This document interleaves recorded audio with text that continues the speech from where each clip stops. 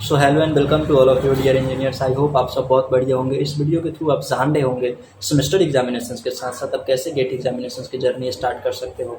So basically students के mind में 3 types के प्रॉब्लम्स आती है जब भी वो गेट एग्जामिनेशंस की जर्नी स्टार्ट करते हैं। तो जो फर्स्ट लेवल के स्टूडेंट्स होते हैं और अभी वो बिलोंग कर रहे होंगे थर्ड सेमेस्टर में, तो जो थर्ड सेमेस्टर के स्टूडेंट्स होंगे उनको तो कुछ हवा ही नहीं लग रहा होगा कि मुझको गेट एग्जामिनेशंस देने हैं तो मेरा क्या प्लानिंग होगा, मेरा क्या अप्रोच होगा, क्या मुझको सेमेस्टर के साथ साथ गेट एग्जामिनेशंस के लिए अटेम्प्ट देना चाहिए, क्या मुझे इसी सेमेस्टर से गेट एग्जामिनेशन की जर्नी स्टार्ट करना चाहिए।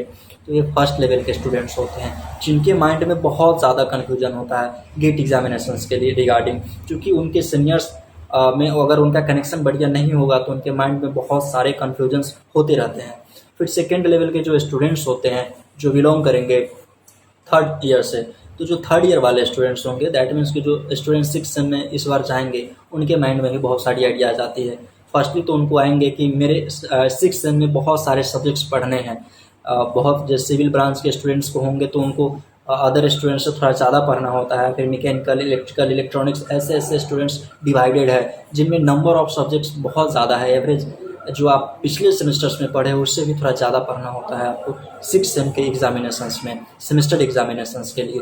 तो उनके लिए भी बहुत ज़्यादा प्रॉब्लम होती है कि क्या मुझको इस सेमेस्टर से गेट एग्जामिनेशंस के लिए फिर से अटेम्प्ट देना चाहिए या मुझको कैसे सेमेस्टर के साथ साथ गेट एग्जामिनेशंस को हैंडल करना मतलब मेरे लिए बेस्ट प्रेफरेबल होगा।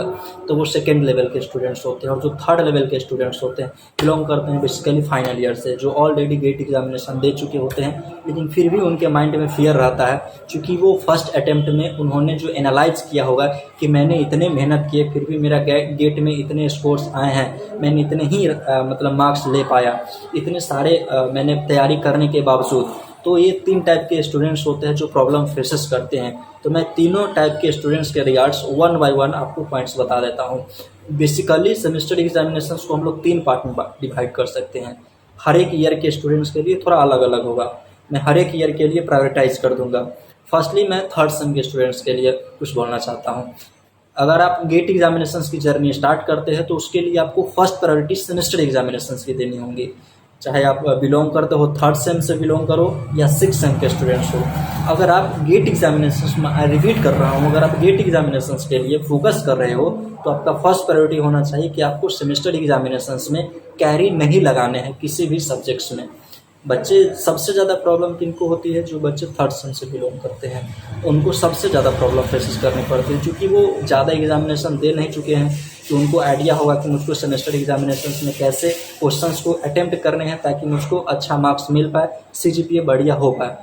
तो उनको ज़्यादा प्रॉब्लम होती है। तो फर्स्ट आपका प्रायोरिटीज होना चाहिए कि आपके सेमेस्टर एग्जामिनेशंस में किसी भी सब्जेक्ट्स में कैरी नहीं लगना चाहिए, थर्ड सेम वालों को भी और 6 सेम वालों को भी। ये दोनों जो सेमेस्टर्स के स्टूडेंट्स हैं उनका फर्स्ट प्रायोरिटी सेमेस्टर एग्जामिनेशन होना चाहिए। और सेमेस्टर एग्जामिनेशन को आप 3 टाइप्स में डिवाइड कर सकते हो। फर्स्ट होती है हमारे इंटरनल एग्जामिनेशन, सेकेंड है हमारी एक्सटर्नल एग्जामिनेशन एंड थर्ड है हमारे प्रैक्टिकल और वाइवा। तो इंटरनल एग्जामिनेशंस में क्या होती है कि ओवरऑल आपको प्रोफेसर्स जो भी पढ़ाते हैं, मान लो कि आपके 10 मॉड्यूल्स है, एक सब्जेक्ट्स में 10 मॉड्यूल्स है तो 10 मॉड्यूल्स में 5 मॉड्यूल या 6 मॉड्यूल आपको पढ़ा दिए जाते हैं, उसी में से क्वेश्चंस पूछे जाते हैं। और वो भी मैक्सिमम इंजीनियरिंग कॉलेज में जो मैंने नोटिस किया है, मैक्सिमम इंजीनियरिंग कॉलेज में ये किया जाता है कि उनको पहले से क्वेश्चंस गेसिंग करा दिए जाते हैं या टॉपिक्स गेसिंग करा दिए जाते हैं इंटरनल के लिए कि आपको इसमें से इस टॉपिक में से क्वेश्चंस पूछे जाएंगे।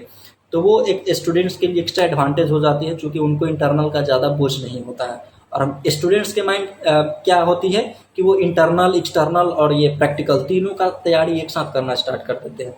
ऐसा अगर आप करोगे तो आपके लिए नुकसानदायक होगा कि आप गेट एग्जामिनेशंस को सही डायरेक्शन में नहीं ले जा पाओगे। तो फर्स्ट आपके लिए ये रहेगी कि इंटरनल एग्जामिनेशंस के लिए आपको ज़्यादा टेंशन नहीं लेना है। आपके जो भी जो स्टूडेंट्स आपकी क्लासेस जा रहे हैं रेगुलर बेसिस में, आप उनको कंसल्ट करोगे इंटरनल एग्जामिनेशंस के लिए कि मुझ इंटरनल में क्या क्या टॉपिक्स को हाईलाइट कराया गया है, क्या क्या टॉपिक्स को इम्पोर्टेंट किया जा रहा है। जो भी स्टूडेंट थर्ड सेम से बिलोंग कर रहे हैं वो इस बात को ध्यान में रखेंगे जो गेट एग्जामिनेशंस के लिए फोकस कर रहे हैं। ऐसे ही 6 सेम वाले स्टूडेंट्स को भी करना चाहिए। फर्स्टली उनको ये टारगेट में रखना चाहिए कि जो भी स्टूडेंट्स, ऐसे बहुत सारे स्टूडेंट्स आपके साथ होंगे जो बिल्कुल उनको बिना कॉलेज जाए हुए मन नहीं लगता है, तो ऐसे स्टूडेंट्स के लिए आप क्या करो, उनसे आप कंसल्ट बना लो और उनको बोलो कि जो भी इम्पोर्टेंट टॉपिक्स कराए जाते हैं क्लासेस में, सिर्फ आप मुझको वो बता देना कि ये मॉड्यूल के ये टॉपिक्स जो है इम्पोर्टेंट दिया गया है, जो कि आपके इंटरनल में पूछे जाएंगे। और ऐसे इंटरनल एग्जामिनेशंस में ज़्यादा टेंशन भी नहीं होती है, क्योंकि स्टूडेंट्स को एवरेज मार्किंग दिए जाते हैं। मान लो आउट ऑफ 20, 14, 15, 16 ऐसे कर करके हर एक इंजीनियरिंग कॉलेज के एवरेज मार्क्स है, तो एवरेज मार्क्स दिए भी जाते हैं बहुत सारे इंजीनियरिंग कॉलेज में। तो अगर आपको 14 मार्क्स या 15 मार्क्स भी मिल रहा है हर एक सब्जेक्ट्स में एवरेज, तो कोई बड़ी करने की ज़रूरत नहीं है, आपका ओवरऑल CGPA 8 रहेगा ही रहेगा। तो फर्स्टली आप वो इंटरनल में ज़्यादा टेंशन नहीं लेनी है। आपको जो गेसिंग क्वेश्चंस किए जाते हैं आपके जो टीचर्स के द्वारा, आपके जो क्लासमेट्स हैं उनके द्वारा कि ये चीज़ इंपॉर्टेंट कराई गई है, जो कि इंटरनल में पूछे जाएंगे, इंटरनल एग्जामिनेशन से पहले की जाती है। तो आपके पास 1 या 2 दिन रहेंगे जिसमें आप इंटरनल एग्जामिनेशन की तैयारी कर लोगे। फिर आती है एक्सटर्नल एग्जामिनेशन की। मैं 3rd and 6th सेम वाले दोनों सेम वाले स्टूडेंट्स को बोल रहा हूँ, ये आपको करनी है। सेकेंड आती है आपकी एक्सटर्नल एग्जामिनेशन के लिए। एक्सटर्नल के लिए आपके बहुत सारे पेपर पढ़ने होंगे। 3rd सेम वाले को तो फर्स्ट सेम 2nd सेम से ज़्यादा पेपर पढ़ने होंगे, लेकिन जो 6th सेम में है उनको बहुत सारे 8 पेपर से कम किसी भी सब्जेक्ट किसी भी ब्रांच में नहीं है। तो अगर आपको 8 पेपर्स पढ़ना है तो उसको आप प्रायोरिटाइज करोगे कि 8 पेपर में एक्सटर्नल एग्जामिनेशन के लिए मैं बोल रहा हूँ कि 8 पेपर में आप कितने पेपर आपको जो गेट एग्जामिनेशन में गेट के सिलेबस में कॉमन है उसको आप अलग वे से पढ़ोगे, यानी कि आप उसको गेट लेवल से पढ़ोगे। और जो भी पेपर जो आपके गेट लेवल के नहीं है, गेट स्टैंडर्ड के नहीं है, उनको आप क्या करोगे कि यूनिवर्सिटी एग्जामिनेशन के लेवल से पढ़ोगे। और वो भी जब आप पढ़ोगे तो उसमें भी आपको स्मार्ट वर्क करना है। जो भी आपके सीनियर्स हैं जो आपके मतलब उस सेमेस्टर्स को पास आउट कर चुके हैं, 6th सेम को पास आउट कर चुके हैं, उनके पास नोट्स होती है, आप उनको कंसल्ट करोगे।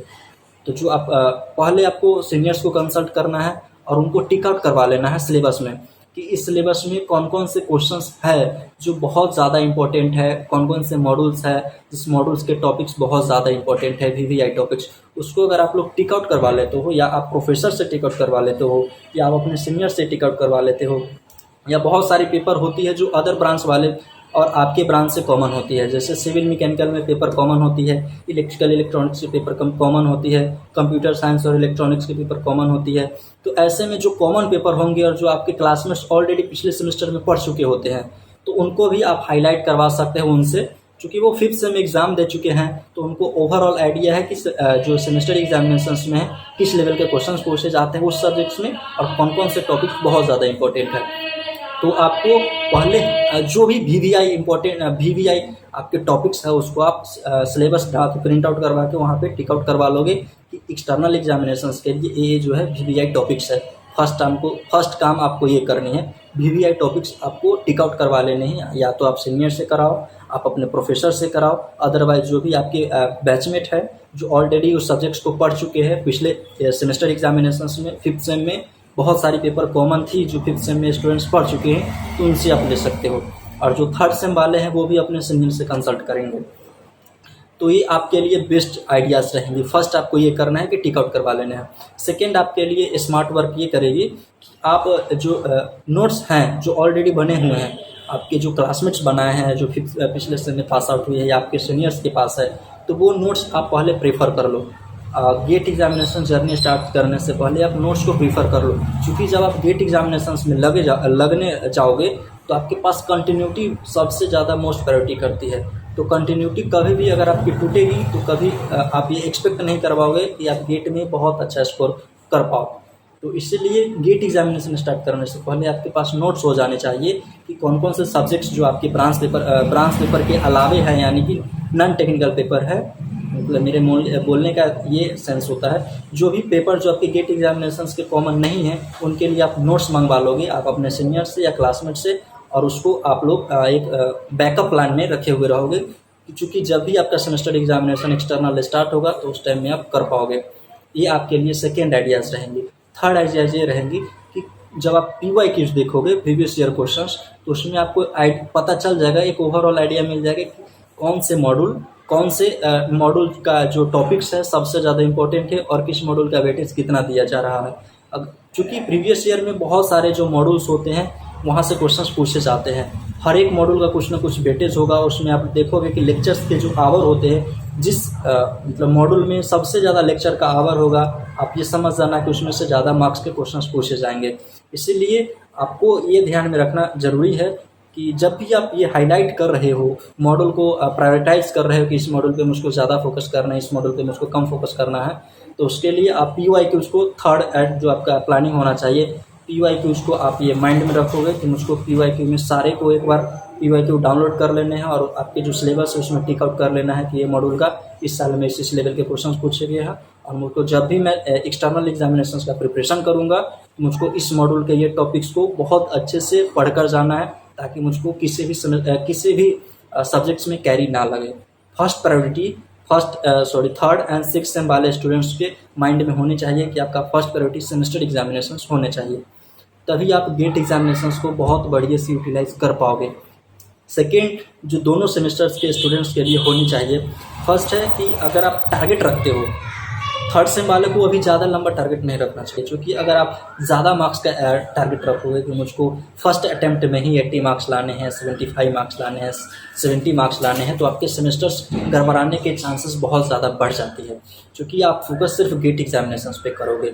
आपका मोस्ट ऑफ द टाइम जो होगा सेमेस्टर एग्जामिनेशंस के बजाय आप गेट एग्जामिनेशंस पे टारगेट रखोगे, और ऐसा होगा कि आपके जो सेमेस्टर एग्जामिनेशंस में है उसमें 2 या 3 सब्जेक्ट से ज़्यादा में कैरी लग जाए, तो उस टाइम में आपके लिए बर्डन हो जाएगी कि आप जो नेक्स्ट अटैम्प्ट दोगे अपने सेमेस्टर्स का, उसमें आपको जूनियर्स के साथ बैठने होंगे, तो आपको वहाँ पे बेइज्जती फील करने होंगे। उसके बाद आपके पास लोड ऑलरेडी बढ़ जाएंगे, क्योंकि जैसे जैसे आपका सेमेस्टर्स बढ़ते जाता है वैसे वैसे पेपर्स का भी जो स्टैंडर्ड है वो बढ़ते जाता है, पेपर का लेवल बढ़ते जाता है, नंबर ऑफ पेपर्स बढ़ते जाते हैं। तो इसीलिए जो थर्ड सेम के स्टूडेंट्स हैं उनका अभी फर्स्ट अटैम्प्ट में टारगेट ये होना चाहिए कि मुझको 50 मार्क्स या 60 मार्क्स, 50 to 60 मार्क्स से ज़्यादा टारगेट ना रखो।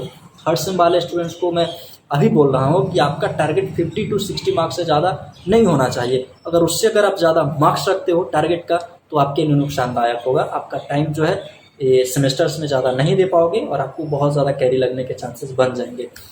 और जो 6 सेम वाले स्टूडेंट्स हैं उनका टारगेट ये होना चाहिए कि मुझको 70+ मार्क्स लाने हैं, 70+, चूँकि आप ऑलरेडी 5 सेमेस्टर्स में 5th सेम में बहुत सारे पेपर्स पढ़ चुके हो जो गेट एग्जामिनेशंस के जर्नी में हैं, जिससे मैं कुछ पेपर्स को हिंट कर देता हूँ। फर्स्टली हर एक स्टूडेंट्स के माइंड में टारगेट होना चाहिए जब भी वो पेपर स्टार्ट करते हैं, तो सारे ईयर के स्टूडेंट्स के लिए मैं बोल रहा हूँ, चाहे आप फर्स्ट ईयर से बिलोंग कर रहे हो, सेकेंड ईयर से बिलोंग कर रहे हो, थर्ड ईयर से बिलोंग कर रहे हो या फोर्थ ईयर से बिलोंग कर रहे हो। फर्स्ट जो टारगेट होना चाहिए सारे ईयर के स्टूडेंट्स के लिए कि आपको 2 सब्जेक्ट्स को बहुत बढ़िया से पकड़ बना लेनी है। फर्स्ट पेपर है इंजीनियरिंग मैथमेटिक्स एंड सेकेंड है जनरल एप्टीट्यूड। अगर ये 2 पेपर पे आप कमांड बना लेते हो, चाहे आप किसी भी ईयर से बिलोंग करते हो, तो आपको कोई भी नहीं रोक सकता है आपको क्वालिफाई करने के लिए गेट एग्जामिनेशन। क्योंकि बच्चे क्या करते हैं कि सारा का सारा पेपर पढ़ लेंगे लेकिन क्वालिफाई नहीं कर पाते हैं। उनका मार्क्स कितना आता है, 20 मार्क्स आता है, 15 मार्क्स आता है, 10 मार्क्स आता है, 25 मार्क्स आता है। इसमें बच्चा क्या करेगा, क्वालिफाई तो करेगा ही नहीं, क्योंकि बहुत सारा वो पेपर पढ़ लेते हैं। उनके माइंड में जो क्लियर विजन है वो क्लियर विजन ही नहीं होता है कि मुझको फर्स्ट प्रायोरिटी में क्या करना है, सेकंड प्रायोरिटी में क्या करना है, थर्ड प्रायोरिटी में क्या करना है। मुझको टेक्निकल पढ़ना है तो टेक्निकल को मैं कैसे स्टार्ट करूंगा, नॉन टेक्निकल पढ़ना है तो कैसे स्टार्ट करूंगा। हमेशा से हर एक कोचिंग वाले को आप नोटिस करना, जब भी वो पढ़ाना स्टार्ट करेंगे तो मैथमेटिक्स और जनरल एप्टीट्यूड से ही स्टार्ट करते हैं। चाहे वो मेडिजी हो, गेट एकेडमी हो, IAS मास्टर हो, एस एकेडमी हो या कोई भी इंस्टीट्यूट्स हो, हर एक का टारगेट ये होता है कि स्टूडेंट्स पहले क्वालिफाई कर जाए, उसके बाद उनके टेक्निकल पेपर पे पकड़ बनाई जाए।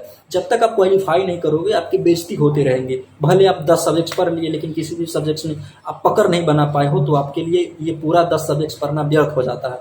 हमेशा से फर्स्ट प्रायोरिटी आपका ये होना चाहिए कि आप ये टारगेट जो रखोगे थर्ड सेम वालों का 50 to 60 मार्क्स का होना चाहिए और 6 सेम वालों का 70 to 80 मार्क्स के बीच में रहना चाहिए कि मुझको 70 मार्क्स इस सेमेस्टर में अचीव कर लेने हैं एटलीस्ट।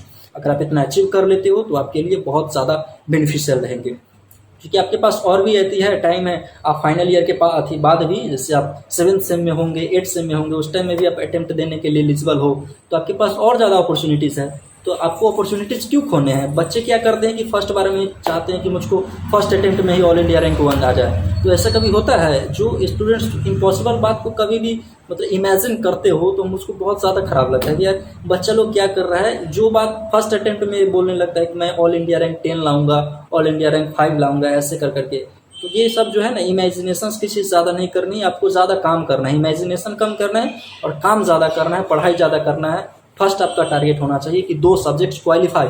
हमेशा टारगेट फर्स्ट होना चाहिए कि फर्स्ट हमको क्वालिफाई करना है, उसके बाद आपको रैंक लाना है।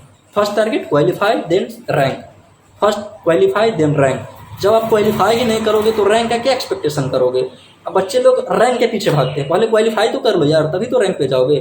तो इसीलिए जब आप जर्नी स्टार्ट करते हो तो आपके 2 सब्जेक्ट्स बहुत स्ट्रॉन्ग करो। भले 2 सब्जेक्ट्स पढ़ने में आपको 2 महीने लग जाए, 2.5 महीने लग जाए, लेकिन आपका फर्स्ट टारगेट होना चाहिए कि जनरल एप्टीट्यूड और मैथमेटिक्स से आप स्टार्ट करो और बढ़िया से उसमें के क्वेश्चंस, सारे क्वेश्चंस बन जाने चाहिए और आप बहुत बढ़िया से मिक्स्ड, मतलब जो होता है ना बेस्ट वे से आप उसको प्रिपरेशन स्टार्ट करो। General aptitude and mathematics first priority यही करने हैं। और डिटेल्स की वीडियो मैं आने वाले वीडियोज़ में देते रहूँगा। अगर आपने अभी तक निखिल ऑफिशियल चैनल को सब्सक्राइब नहीं किया है तो प्लीज़ इस चैनल को सब्सक्राइब कर लें और मेरे चैनल्स पे बने रहे। अभी आपके गेट एग्जामिनेशंस के लिए बहुत सारी मोटिवेशनल टॉक और आपके आइडियाज़ आप सभी के बीच में लाते रहूँगा, शॉर्ट वीडियोज़ के माध्यम से भी और लॉन्ग वीडियोज़ के माध्यम से भी। सो आप इस वीडियो को जितने भी इंजीनियरिंग कॉलेज के स्टूडेंट्स हैं जो 3rd सेम से बिलोंग करते हैं, 6th सेम से बिलोंग करते हैं, उनको उनके ग्रुप्स में आप शेयर कर सकते हो, आप अपने फ्रेंड सर्कल में शेयर कर सकते हो और प्लीज़ इस चैनल को सब्सक्राइब कर दो। Have a good day and thank you.